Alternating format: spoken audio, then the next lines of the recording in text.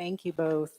All right, next item on the agenda is the HVAC systems update, which we have heard much appreciation for Chris Friend and his team. So he's heading up, as well as Cindy Bias, to walk us through this informational presentation. Hi.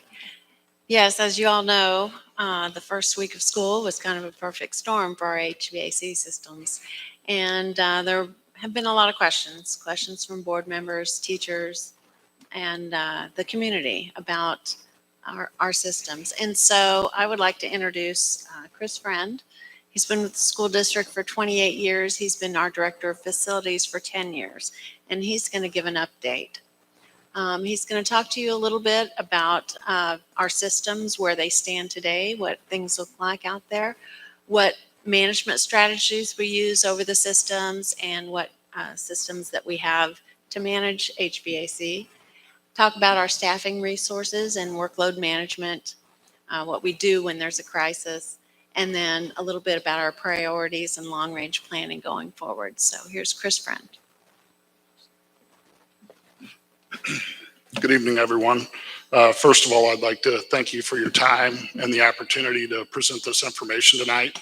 I think it's very important in the conversation and directly relates to Prop 3 as we move forward towards November. So as Cindy said, we're going to touch on 4 areas, and then I'm sure there'll be some questions at the end, but I'll try to address everything I can as we go through the presentation. So this first slide speaks volumes about the current status of our HVAC systems and infrastructure throughout the district. So what you're looking at is basically all 36 sites and the age of those systems at each site. Something that's important to keep in mind as you look at this, the average life expectancy of these systems is 15 to 20 years. So when you look at that red line, that is the 20-year mark. So I will do the math for you. There's 22 systems that are either 20 years or 20 years and older out of 36 locations. So that's well over half of our locations have HVAC systems that should not even be on our roofs right now. So what that does is when you have a severe weather situation like we did the first week of school, that is when these issues are going to come to light. And they certainly did. And we did the best we could to keep up with them with multiple resources within the district and outside. But this, like I said, this is going to be the basis of our entire conversation. Because to me, when you put this on paper and you look at it graphically, it speaks volumes as to where we're at and why we're dealing with some of the issues we are. So the first big question that a lot of people will ask, and I ask myself, is how did we get in this situation? So the Rockwood School District has had a long history of depending on bond issue referendums to support and fund cycle maintenance repairs and replacements throughout the district. And that includes HVAC systems. So there was a time from 2010 to 2015 that the district was unsuccessful in passing bond issue referendums. So you had a 5-year period that there was basically nothing done in the HVAC replacement world. In 2015, we were fortunate that we did pass a bond issue.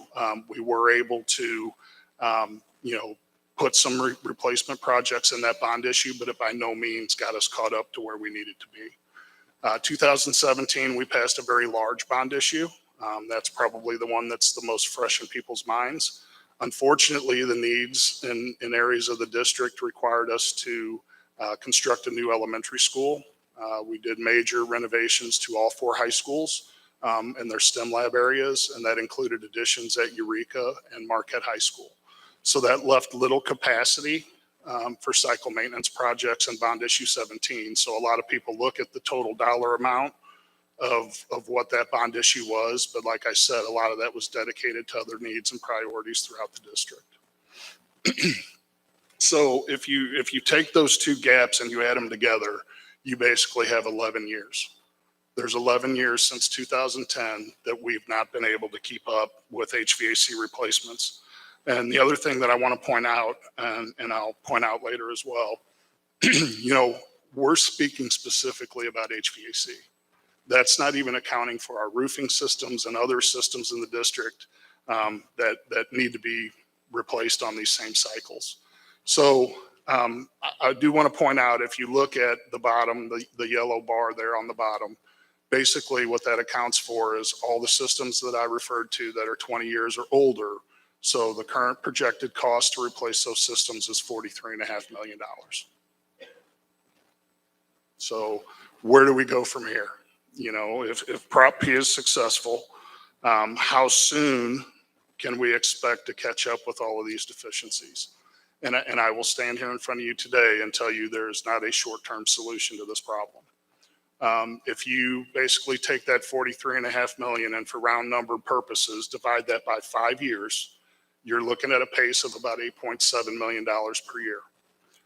The reason that number is important is we know that we're projecting if Prop 3 passes, the first year, 2015, the facilities portion of that will be approximately $11 million. So if we're looking at a pace of 8.7 dedicated to HVAC, you can see that small amount that it leaves for other things we're going to have to address throughout the district.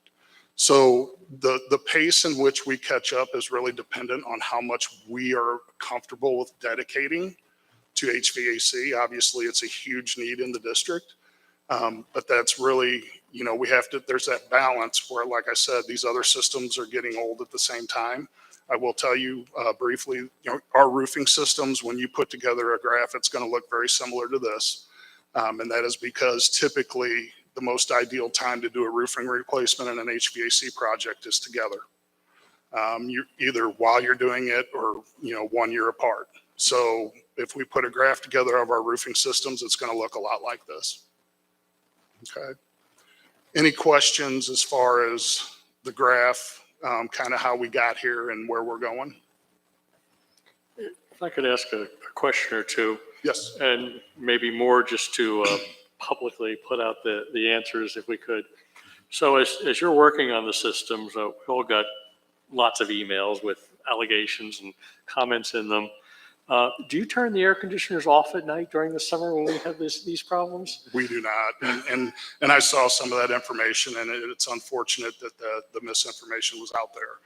We actually, in preparation of the school year, knowing that hot week was coming, we did the exact opposite. We actually put our systems in occupied mode 2 weeks sooner than we normally would. Because obviously during the summer months, for energy savings purposes, we don't want to run our systems to the max. So we typically will set them back, but we will never shut them off. Never. It creates a ton of problems. So we may set back the temperature set point 5-6 degrees, but we wouldn't shut the system off. And like I mentioned, you know, leading up to the school year, you know, we've been in this situation before. We know it's always hot at the beginning of school. We made the decision to go ahead and put them in occupied mode 2 weeks prior to the first day of school. I was pretty sure that was the answer, Yes. but I just wanted to make sure we got that on the record for the meeting. Yes, I appreciate that. All right. So system management strategies. So I just want to update you on some things that we've been doing to try and assist in supporting some of these older systems. We have dedicated $2.2 million of ESSER funding that we've received recently to update the control systems on all of our HVAC systems throughout the district. So what that does is that's a system that our technicians and people in our office can access through a laptop, desktop, what have you, and basically evaluate every piece of equipment we have throughout the district. It will tell you if it's running proficiently, if it's not, what the issue is. So it's really the first line of troubleshooting a unit before they even get on the roof. So it's a huge piece of information that we use to address these things. And the reason we really wanted to dedicate that money towards that is we had 4 to 5 different systems in the district leading up to this point. And it made it an absolute nightmare to access our systems and diagnose things because you were dealing with 3 different software platforms. You know, one would work, one wouldn't. You could access one building, you couldn't access another. So we really felt it was important to standardize those controls, and we were able to get that funding through ESSER. Quickly, it's not on the slide, but I also want to mention that we were able to pick up Ridge Meadows this summer. We had 1.725 million is what that project came in at. So that gives you a little bit of an idea of what we're looking at. If you averaged out all the replacement costs that we've put together, you're looking at about 2 to 2.5 million per site. Some are going to be more, some are going to be less. But if you vision, Ridge Meadows, it's not one of our largest schools, and it was $1.7 million this summer to do that building. So we've done that as well. Did want to talk about the FMX work order system. So that is the work order system that every request in every building comes through and is distributed to our technicians. So basically what happens, if there's an issue in your building, you can either submit a work order yourself or call our office directly if it's an emergency or you have a room that's really, really hot. Sometimes buildings will choose to do both. And then once that happens, a work order is submitted in the system and it is time stamped and updated every single time it changes status. So it'll come in as a new request. As soon as it's assigned, it'll change, timestamp, and update the person if they choose to do so. So this is important. It has the ability to update the person that has made the request every time the status changes on those work orders. Now, we can't force them not to turn off their notifications. So there are some people that do that and they won't get that. But we're also emphasizing with our technicians and in the buildings that they can contact us at any time, whether it's myself, Bill, the office. We're available. And we've had a lot of communication over the past few weeks with our buildings and principals, updating them on certain situations. But we also really emphasize with our technicians, and sometimes it's difficult. You're on a roof that's 130 degrees, you deal with a problem, you get down, and then in the case of the first week of school, they were moving on to 5 more sites. But in a perfect world, we would want that technician to go in and update the building on what was going on. It's just not always feasible. Warranty requirements. I do want to point out that typically the standard installation and parts warranty on HVAC systems is 1 year. We made a decision years ago, just because of our experience, that typically if you have a failure with a newer piece of equipment, it happens at about the 13 or 14 month mark. So we actually require a 2-year warranty with all of the equipment that is installed in the district. And that's part of our bid specs on anything that goes out. Parts inventory. So this is a tricky question because a lot of people get frustrated when they have a failure and we have to go get a part from the house and it's back ordered, or these long lead times that we're experiencing with things now impact the timeline in which it's repaired. In a perfect world, we would have a huge warehouse that had every compressor, every controller, anything that we needed at any time. Just to give you an idea, we have 5 different manufacturers of equipment on our roofs right now. And within each one of those manufacturers, there's hundreds and hundreds of different models that are different sizes, different compressor sizes. We have some units in the district that have 6 compressors in them. And to try and guess which one of those compressors or what parts you're going to need is not really cost effective, because quite honestly, you could spend $5,000 to $10,000 on a compressor that you will never use. So again, it's a tough conversation when folks hear, well, we're waiting on a part, but that is the reality of the HVAC business. And it's just not feasible for us to have a huge parts inventory that would address every issue that comes up. With that said, if there are things that make sense and are cost effective, we do try to store those in our stock. So, but again, it's impossible to cover everything that comes up. Staffing resources and workload management. So I want to quickly review with you currently, what our staffing model is in the HVAC department. So we have 10 positions in our maintenance department out of Eureka that are dedicated to HVAC. Now, 2 of those, I want to point out, 2 of those positions are dedicated to supporting all the kitchen equipment in the district, fax labs, and ice machines. And people laugh when I say ice machines, but you would be amazed at how many ice machines we have in this district. So there's literally 2 positions that are dedicated to support all of that. Unfortunately, we've been running 1 person short for over a year now because we just cannot find qualified applicants to fill that other spot. So we've really supplemented that with some contracted services to try and stay above water. So with that said, we also have 1 person that all they do is change filters. It's a year-round cycle. By the time you get through this entire district, get up on roofs, get in units inside the buildings, we have one employee in the HVAC department that does nothing but change filters. And believe me, it is more than he can handle. So basically that leaves 7 positions that are dedicated to servicing equipment. And we currently have 3 openings. And we've had 3 openings for an extended period of time. Thankfully, we did have a candidate come through that we interviewed last week. That person is on the board agenda next meeting to be approved. So that would bring us to 2. So that definitely made it difficult for us the first week of school. Our contingency plan for that week was basically, it was all hands on deck. If you had a background in HVAC or you worked in that department at some point, you were on a roof.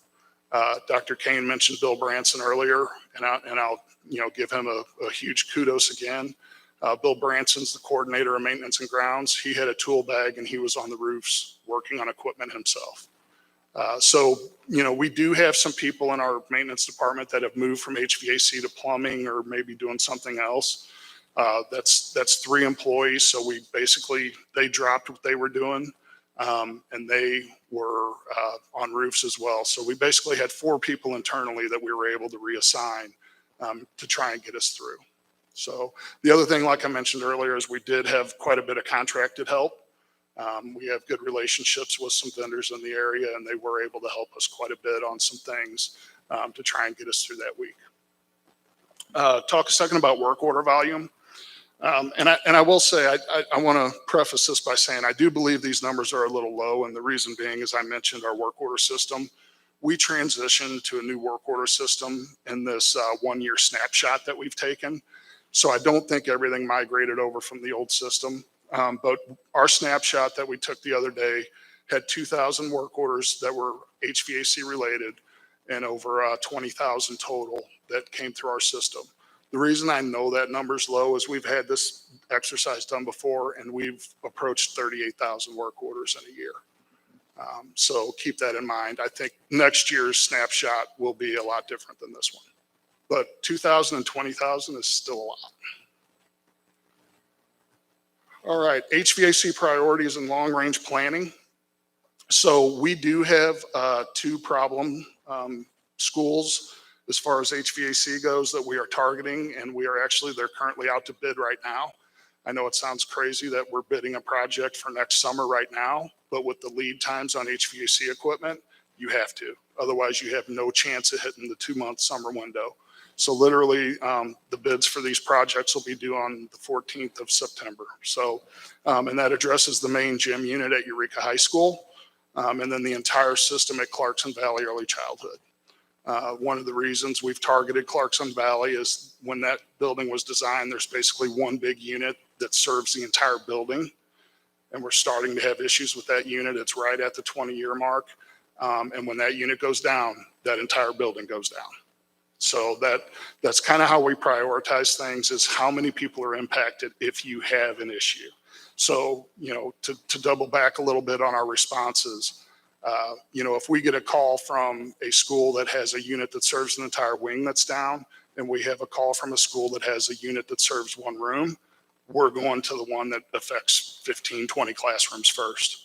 Because, typically a building will have the flexibility if they need to move somebody out of a room for a short period of time, they can. So that's kind of how we prioritize these as they come through. The deferral catch-up plan relies on Prop 3. That is our funding mechanism. We are currently operating on a fix-on-failure mode. We had $3.8 million scheduled for next summer.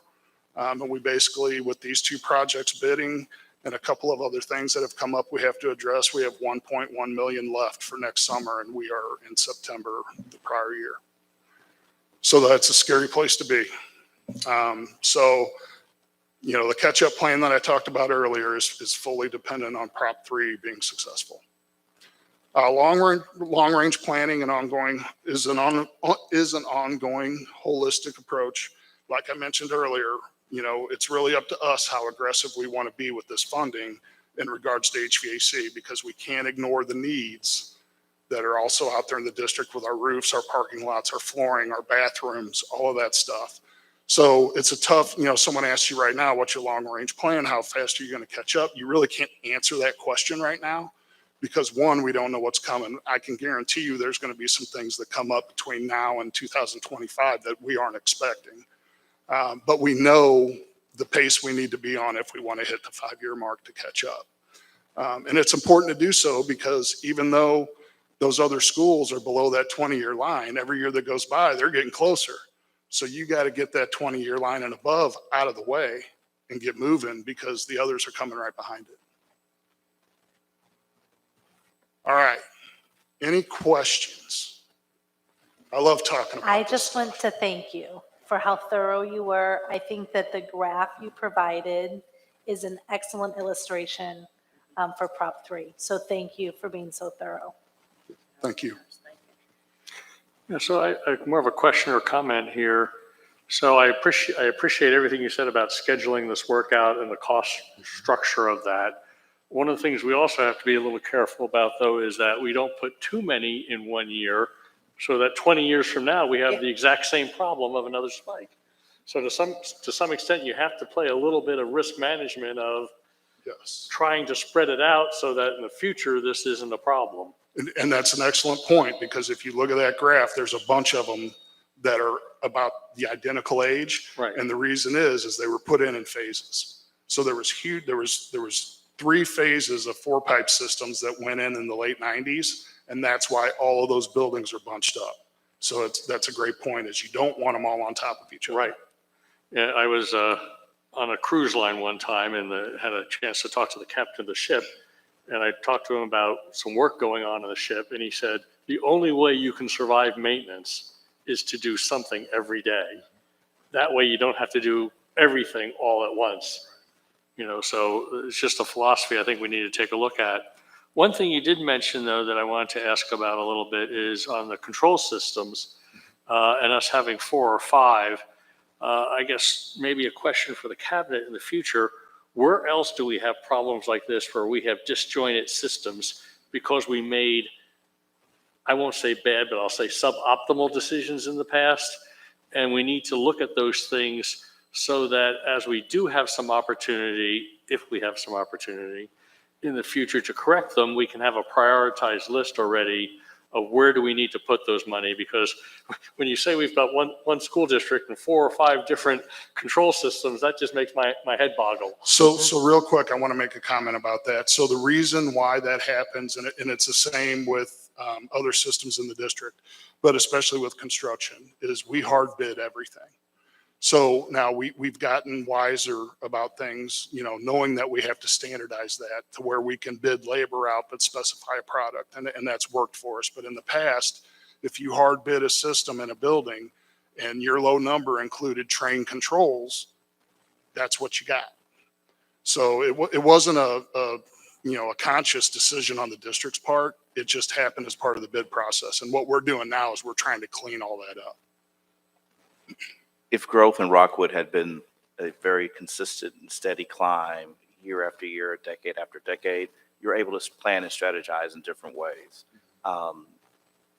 There's just costs. Chris, you mentioned balance, right? There's a balance to all things that we have to work our way through. But we'll continue to look at our systems as a whole. But our average building is 47 years old in the Rockwood School District. And there are consequences when it comes to this. Chris raises a great point. Roofing right behind where we're having a conversation about air conditioning. And so it's just an issue of age and us figuring out a most responsible path forward to deal with it. No, I definitely appreciate that. Just, it seems to me like we may have other areas that we might want to make sure we might not have the money to do anything about it right now. But over time, sometimes things happen. ESSER funds, as an example, where we can get caught up on things. It's nice to have that wish list already put together to say, oh, this occurred at the state level, this occurred at the federal level. Let's jump on it and ask for some help. Chris, I know you've received a lot of thanks and appreciation this evening. I hope your entire team hears those messages and feels that. I wanted to also just point out that after you sharing the workload with us and the way your team is structured right now is very helpful to kind of picture everything that was happening. I know we were also hearing the temperatures on those roofs while people were making those repairs and doing that work. I've heard 130 degrees, and I don't know if it was higher than that. As a homeowner, you go into that kind of a stretch of heat or cold, whatever you're preparing for in the weather, and you're crossing your fingers and toes and hoping, that your systems, even at home, I was thinking, hope my air conditioner works this week, And so the magnitude of this across this district, some of that's to be anticipated, of course, but just thank you. And knowing how busy you were from a physical standpoint that week, but you were also responding to so many emails in such a factual and empathetic way. I just really, truly appreciate that because, we were on many of those, and really it's more appropriate for you to be responding because it applies to you. And I just want to acknowledge that I really appreciate that because it was just done in a really helpful manner. So thank you. Yeah. And Chris, I want to give a shout out to one of your technicians. I don't recall his name, but I was at first day of school. I went to 12 different schools and I ended up at Werther. It was late in the afternoon. It was a little warm at Werther.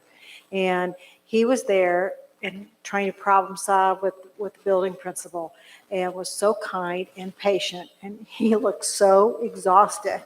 And he was going back to Crestview to try to do something there, put in more coolant or something. But just his level of professionalism and how calm he was just made the situation a little bit cooler, so to speak. So thank you for your leadership and building such a responsive, student-centered team. Thank you. Maybe, I have one more question / idea. Okay. I'm a problem solver. Okay. Have we thought about soliciting any of our young men and women that are at South Tech looking to go into HVAC to come up through the ranks and work for Rockwood? Has that been something that we've had any discussion about? So I don't know that we've directly reached out to South Tech. We have had a couple people inquire about positions that are in school there, but not quite ready. But we've attended job fairs, trying to find people that are in the trades field. But that's something we could absolutely do is reach out and see if, reach out directly and see if there's anyone interested in a career here at Rockwood. a slightly related question. With these open positions, assuming we probably got through the worst of this heat wave, but there's going to be one a year from now, what can we as the board do to help you fill those positions? I wish I had the answer. Okay. I really do. We have really brainstormed with numerous people because quite honestly, we're talking about HVAC, our custodial group's suffering even worse. And I mean by a mile worse. But we're still surviving. The people that we have here are dedicated to the district and they do a great job. I just don't know if there's a magic answer, because if it was a Rockwood issue, I would be obviously very concerned, but it's not just a Rockwood issue. Everybody I talk to, my peers out there, everybody's having the same issues, and we just can't get the workforce that we need and we're accustomed to seeing through the door. Like I said, we were ecstatic that we actually had 2 interviews, and I don't know that the one guy's going to accept the position or not, but the fact that we got one person that we're going to be recommending at the next board meeting, that's a huge win because we've gone months and months and months without applicants. So I know that's not a great answer, but I don't know that there is one. I don't know, we talk a lot about teacher positions as a board. Maybe we ought to, spend some time looking at what are all the support positions that we have problems with so that we've got visibility for that as a board. Just a thought. This is also an answer to your question earlier about the AC and the heat wave is gone. We also have to remember the winter is coming, it's going to be cold, and how our heaters are going to operate, right? Mm-hmm. So. Yeah, the cooling load is a much more serious time. It's a lot easier to heat a building than it is to cool it. So we expect we'll be fine. We'll have issues, but we'll be fine through the winter months. Bob, just to double back real quick on your question. So I think one of the things that we've run into, and it's not just HVAC department or facilities in general or whatever, typically in the past, we've always kind of compared ourselves to other school districts that are comparable as far as pay scales and things like that.